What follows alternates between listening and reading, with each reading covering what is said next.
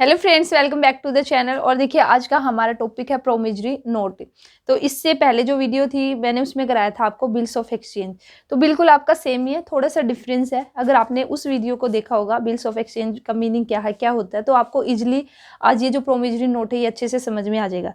तो चलिए फिर स्टार्ट करते हैं। देखिए अकॉर्डिंग यहाँ पे मैं अगर इसको डिफाइन करना चाहूँ प्रोमिजरी नोट को, तो according to negotiable instrument, according to negotiable instrument act. तो बताइए आप क्या है नेगोशिएबल इंस्ट्रूमेंट एक्ट की डेट बताइए यहाँ पे।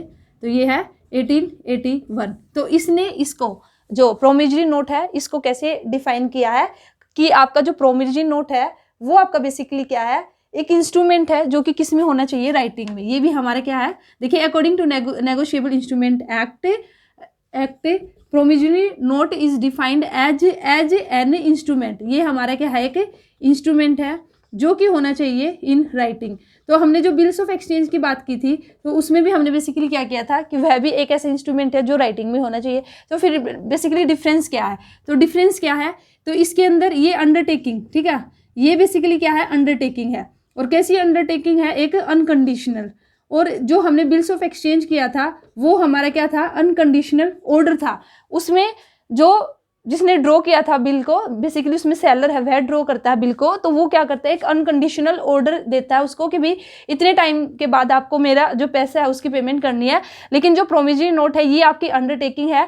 इसमें इसको एक तरह से प्रोमिजरी नोट इसको कौन ड्रॉ करता है, बायर। तो इसमें बायर खुद अंडरटेकिंग देगा, प्रोमिस एक तरह से प्रोमिस करता है कि भाई मैं 2 महीने के बाद आपके इतने पैसे दे दूंगा। और जो बिल्स ऑफ एक्सचेंज था उसमें सेलर बोलता है कि मैं आपको मेरे 2 महीने के बाद इतने पैसे देने हैं, ठीक है, वो भी जो भी सर्टेन अमाउंट रहेगा। तो ये बेसिकली क्या है, अनकंडीशनल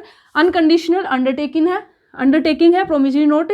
और जो बिल्स ऑफ एक्सचेंज था वो बेसिकली आपका क्या था, अनकंडीशनल ऑर्डर था, ठीक है। तो ये था हमारा प्रोमिजरी नोट। नेक्स्ट अगर मैं बात करती हूँ साइन बाय द मेकर, तो उसमें भी सेम था हमारा, किस पर जो साइन होने चाहिए, किसके, साइन बाय द जो मेकर है। मेकर क्या करेगा, जिसने इसको बनाया है वो क्या करेगा, इस पर साइन करेगा।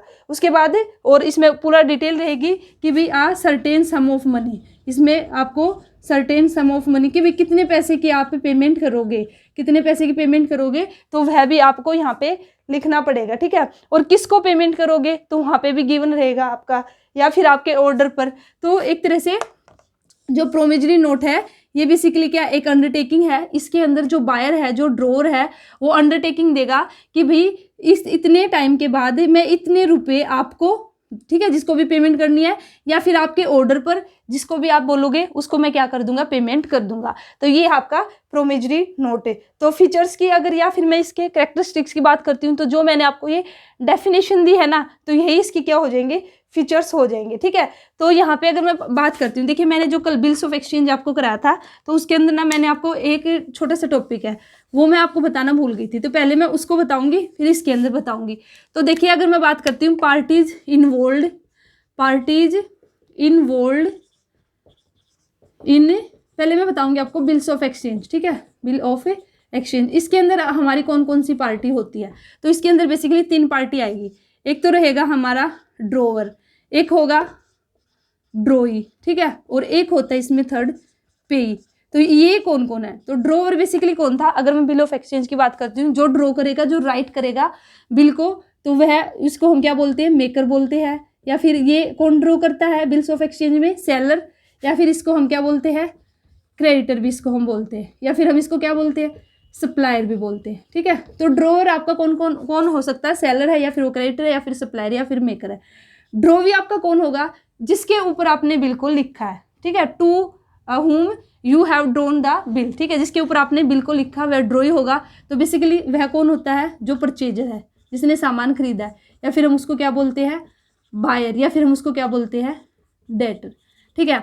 और अब हम बात करते हैं पेई। तो पेई आपका कौन होगा, जिसको पैसा मिलेगा, जिसको पैसा मिलेगा वह क्या कहलाएगा, पेई। तो पेई आपका ड्रोवर भी हो सकता है, मीन्स जो सेलर है वह भी हो सकता है जिससे आपने सामान खरीदा, या फिर कोई थर्ड पर्सन भी हो सकता है कि जो ड्रोवर है, सेलर है, वो परचेजर को बोल दे कि भाई हाँ तुझे मेरे जो 50,000 रुपये देने हैं तू मुझे ना देकर तू मेरे उस दोस्त को दे देना।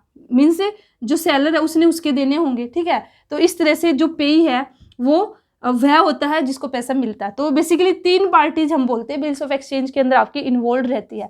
लेकिन अगर मैं बात करती हूँ किसकी, प्रोमिजरी नोट की, तो देखिए प्रोमिजरी नोट के अंदर आपकी कौन कौन सी पार्टी इन्वॉल्व होगी, ठीक है। इसमें हमारा कौन कौन सा रहेगा प्रोमिजरी नोट में, तो एक तो हमारा यही होगा ड्रोवर। ड्रोवर मीन्स जो मेकर है, जिसने बिल को लिखा है, ठीक है। मैं एक बार चेंज कर लेती हूँ मार्कर।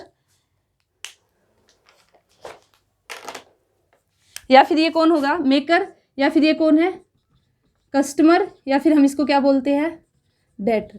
प्रोमिजरी नोट में जो प्रोमिजरी नोट उसको कौन क्रिएट करता है, जो खरीदने वाला होता है, जो बायर होता है, ठीक है। बायर भी हम इसको बोल सकते हैं, परचेजर भी इसको बोल सकते हैं। तो वो होता है ड्रोवर। और यहाँ पे ड्रॉई कौन होगा, जिससे सामान खरीदा है, तो वह कौन होगा, ड्रॉई, वही सेलर होगा या फिर क्रेडिटर होगा, ठीक है। तो ये हमारे, या फिर सप्लायर होगा। तो ये बेसिकली हमारी पार्टी इन्वॉल्व रहेगी इसके अंदर, ठीक है। ड्रॉई या फिर पेई या फिर प्रोमिसी भी इसको बोल सकते हैं। ये हमारा जो ड्रॉई है इसको हम प्रोमिसी भी बोल सकते हैं। तो ये बेसिकली हमारी 2 पार्टी इन्वॉल्व रहेगी प्रोमिजरी नोट के अंदर, ठीक है। तो ये था बेसिकली आपका प्रोमिजरी नोट। ज़्यादा बड़ा नहीं था, छोटा सा ही टॉपिक था। और छोटा इसीलिए था, अगर आपको बिल्स ऑफ एक्सचेंज के बारे में पता है तो ईजिली आप इसके बारे में बता सकते हो, ठीक है। तो चलिए मैं आपको ना एक बार फटाफट से ना वैसे बता देती हूँ थोड़ा सा, कि आपको और अच्छे से समझ में आ जाएगा। एक बार आपको अगर राइट डाउन करना तो आप राइट डाउन भी कर सकते हो। तो देखिए प्रोविजनरी नोट आपका क्या है, according to the negotiable instrument act 1881 provisionary note is defined as an instrument in writing. ये आपका इंस्ट्रूमेंट होना चाहिए राइटिंग में। Note being a bank note और अ करेंसी नोट, ये आपका कोई बैंक नोट नहीं है या फिर ये आपका करेंसी नोट नहीं है। और ये क्या करता है, कंटेनिंग एन अनकंडीशनल अंडरटेकिंग, ठीक है। प्रोमिजरी नोट में आपका क्या रहेगा, अनकंडीशनल अंडरटेकिंग होगी। यहाँ पे वह अंडरटेकिंग देगा, किसी तरह का ऑर्डर नहीं देगा। साइन बाय द मेकर, जो मेकर उसके साइन होने चाहिए।